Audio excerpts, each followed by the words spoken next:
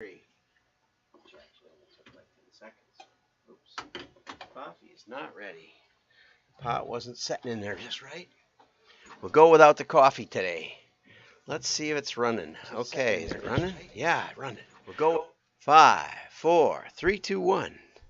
I'm John Miglosh for the WDMA and the International Society for Strategic Marketing, and we're going to have some Christmas fun right now. I don't know who Pete Davidson is, but he's apparently a comedian, and his mother introduced him to the Manscape grooming products with a Christmas present, and this is his actual mom.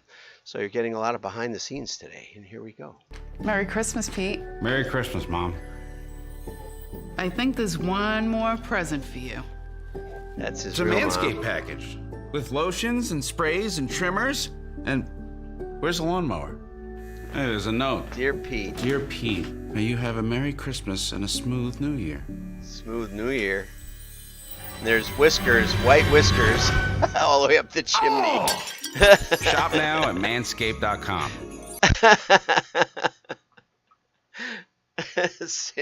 Santa gave himself a trim with Pete's brand new razor. I don't think that's so bad.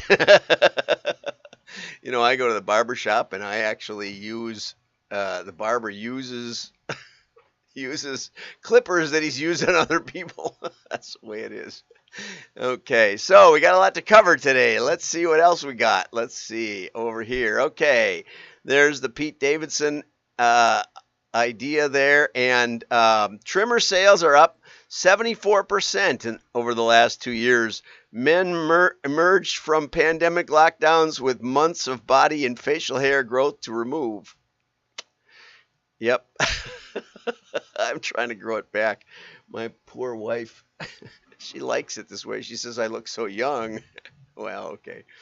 Men are slightly more likely to buy the grooming products. You know, I have them here just so I look so nice and tidy. This is the world's greatest nose hair trimmer from Hammacher Schlemmer Wall Products. I have that handy. I have my very nice scissors, professional type scissors, and all kinds of stuff around. So anyway, that's an emerging product. Okay, so now let's see what else we got. There's one from, okay, I'm closing down stuff that, okay, that's Manscaped. Okay, ANA ends the Echo Awards, okay, after 92 years from Ray Schultz. And, oops, I'm on the wrong button here. Boop. Okay, the International Echo Awards were ended by ANA. I saw the association that founded the Echo Awards change its name from the Direct Mail Marketing Association, which is in the article. In 1929, they started the Echo Awards.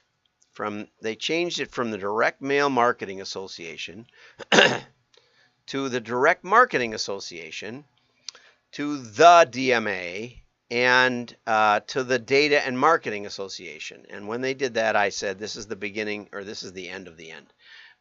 When they were the DMA, I pointed out that their definition of direct marketing was severely flawed. And so here's an article, here's a video I put up on LinkedIn, and we'll put the link in. Why direct marketing is hated and feared. My experience in the general ad agency world was that they really didn't want to know the results of their ad. They didn't want to know the incremental impact, because it's difficult to beat a control piece that's been successful for a long time. I almost put up another article from Marketing Week that said that ad effectiveness does not necessarily decline over time. That a good ad is a good ad. Fun to think about. So anyway, when I was in the ad agency world, and this is a video that I did a few years ago. Do I look older in that picture? I think I do. I think my wife's right. They told me they didn't really want to do head-to-head testing. They didn't really want to know. They wanted to win awards, and the ad manager wanted to win awards. So I don't know if you know this, Ray, but I was a judge for the Echo Awards this year, 2022. We did most of our work in January. So I was the last judge of the Echo Awards. And I guess, my belligerence or something put it under. They said, no more of that guy. Although I did actually rate the ads just about, with the normal. My votes did not really change anything because we all kind of agreed on stuff. But I just wanted you to know that if you want to know what your advertising is doing, it's possible. And if you do, you will cause trouble. Your agency won't like it. Your marketing people won't like it, but it can make you a ton of money. Okay, so I just want you to know all that. And so let's close that up. Okay, now this is an interesting article. Marketers have a responsibility to climate change. I'm not sure if that's true, but let's go with it. This is from Grace Kite, who I read often at Marketing Week, and Leo Vandensleger. I think that's right. Let's hope so. Anyway, we'll reach out to them. They can comment if they like. Okay, so she starts out with electric cars, EVs. They're greener, right? Well, yes, when they're running. They're not even greener when they're running. They're coal-powered cars. They're only greener in their vicinity. In their vicinity, they don't put out any smoke. Nothing comes out of the tailpipe. But the smokestack is far away, right, where you don't see it, which seems to be a big benefit of electric cars. The big benefit is you don't see the smoke anywhere. But 50% of emissions or 50% of electricity is generated by coal, right? And now we've switched to natural gas, but it's still 90% is not done by renewables. It's not easy to do. It costs you 4 times more for your electricity, and it's intermittent. So you have to have something behind that to put on the power at night and when and I watch a lot of energy related videos. I happen to hold 2 patents, US patents, on taking coal ash and turning it into cement. And cement is one of the largest producers of emissions that mankind has. It's the #1 product that mankind produces in the world. Okay, so I took on the big stuff. I just want you to know that. Did anything come of it? Well, the cement business is it's probably. I'm happy I didn't get rubbed out because organized crime has big fingers into the cement business. But there is a way to turn fly ash into cement in a very green, very, very, very green way. Which we were able to do, and at twice the strength of ordinary Portland cement. So anyway, so it's not easy to produce electric cars. The batteries and etc.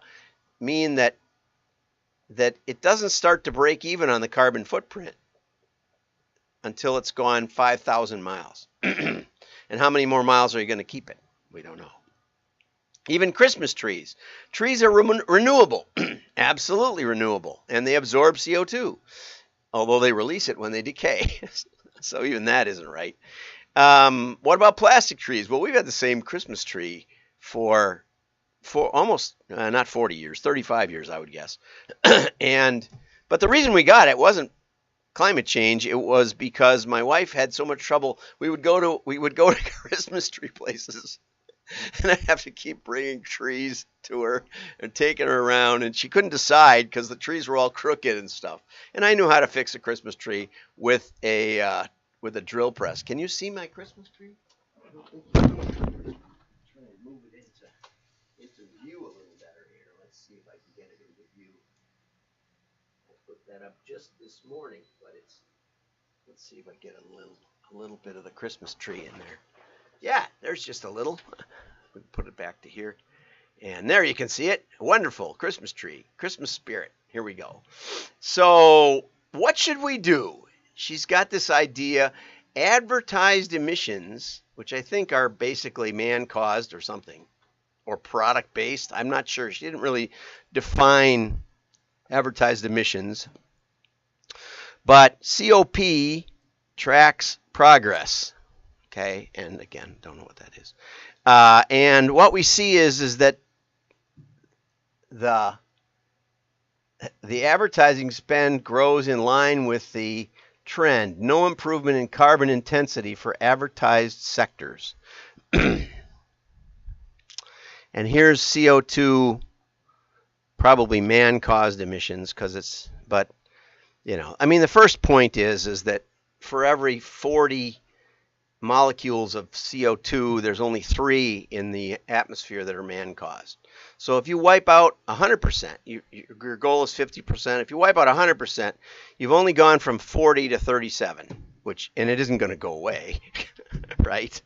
So it really has none of this has any environmental impact at all. If you want to really, if you really want to ask yourself, does this help?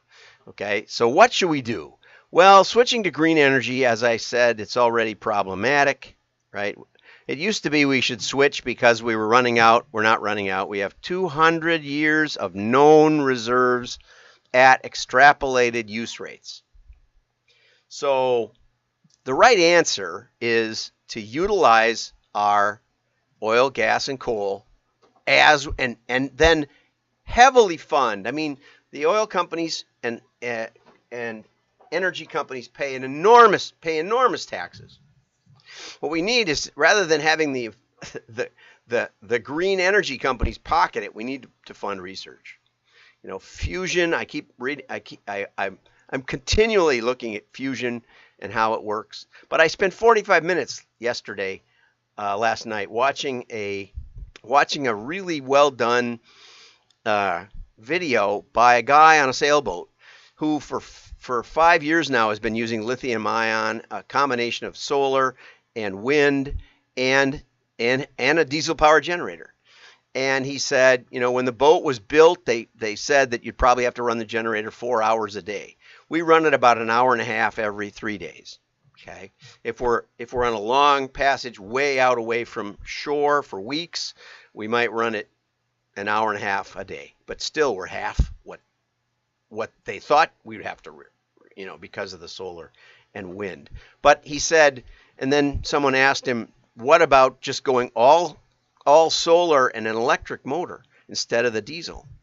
And he said, you need to go about 125 miles. If there's a hurricane coming, you need to be able to scoot out in front of it, regardless of the wind. He said, if you go through the Panama Canal, you need to motor. They don't allow you to sail even through the lakes and such.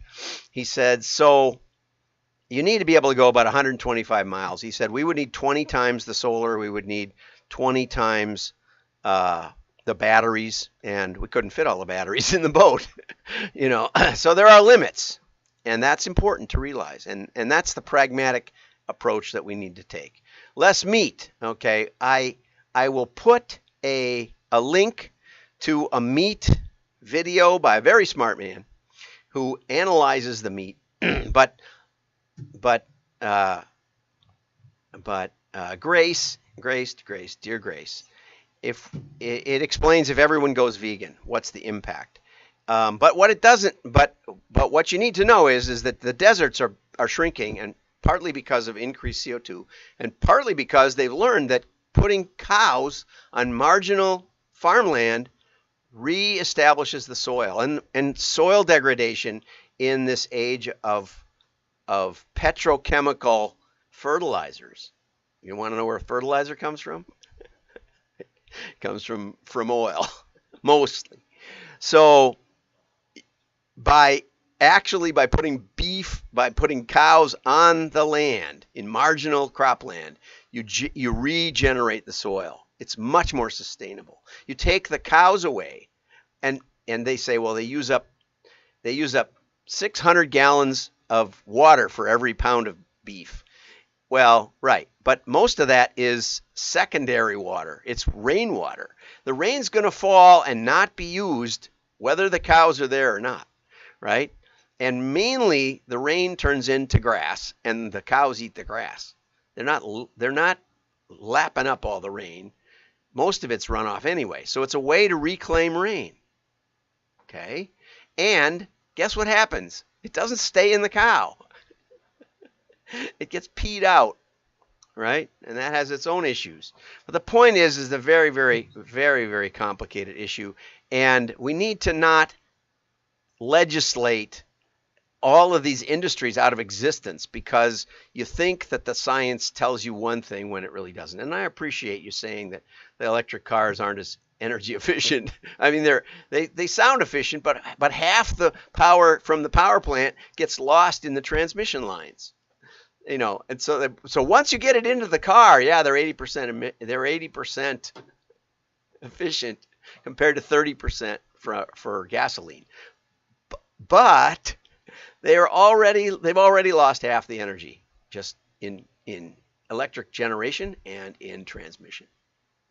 Sorry, whether it's generated by propellers or by coal. But let's say we switch out for meat. Even if it did all that damage, which it doesn't, it's going to save 3.8 million kilograms. Okay? And so I looked up what emissions, what are the human emissions in a year, and it's 10 billion metric tons. So four metric tons compared to 10 billion metric tons.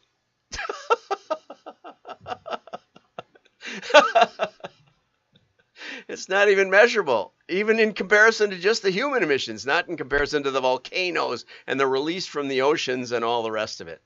Oh my goodness, my goodness. And you can read the article at wdma.org, right? Okay, so clickbait sites have huge carbon footprints and advertisers are urged to snub them. And this is just a kind of a funny article from the Drum from John McCarthy. And it explains the amount of carbon emissions per 1,000 impressions. And it varies quite widely. Google and Microsoft and Amazon have moved their server farms out of the United States, out of Washington State, which has incredible environmental policies. Let's just call them incredible. That means not believable. And they moved their server farms up into Canada, where the power is cheaper. And they got more hydro. In Washington State, they ban hydro because it isn't clean enough, because the salmon don't like it. The cleanest form of energy there is practically. And it isn't intermittent, and it's just a wonderful thing. We all know it. But anyway, in human terms, that's the equivalent of 1.35 million passengers from London to Paris. Not sure what that is, but it sounds like a lot to me. It sounds a lot like even more than the beef thing. And I should also mention that there was just a recent article published in Nature that 81 pages, which I'll put a link to in the WDMA show notes, which are available every day after the show. 81-page study in Nature that says nothing wrong with eating meat. Doesn't hurt you. Okay, unlike what we've been hearing for the last 50 years, I would say. Okay, so anyway, lots of facts and figures. Advertising is having a huge hidden toll on the world, and buyers are only now getting to grips with that fact. Okay, 3.7 fully grown trees a year to absorb this amount of carbon. Okay, and print is sustainable, paper is sustainable, paper is reusable. Almost 100%. The pre-consumer waste especially is about 100%. Makes great cardboard. So it's not so simple. It's not simple. And so let's not make such crazy, I'm a big fan of recycling. As I said, I hold 2 patents on material that's put into landfills by millions of tons a year. What if we used that? Sounds like a great idea to me. Have tried to change the world. But let's not ban car ads, home energy, red meat, and foreign travel. Because our impact on the climate is not the main issue. The sun controls the climate. The sun controls the storms, and the Earth's magnetic field is weakening, allowing more energy in from the sun. Did you know that the Earth is speeding up? It's going faster. You'd think it would slow down like a top, but it gets more energy from the sun. And that may have more effect than all of our, I was going to say a few body emissions, but let's just say SUVs for millions of years. Have a great day. I hope this was encouraging. Enjoy your Christmas. Don't be afraid to eat some turkey or even some beef if you want to. Bye-bye.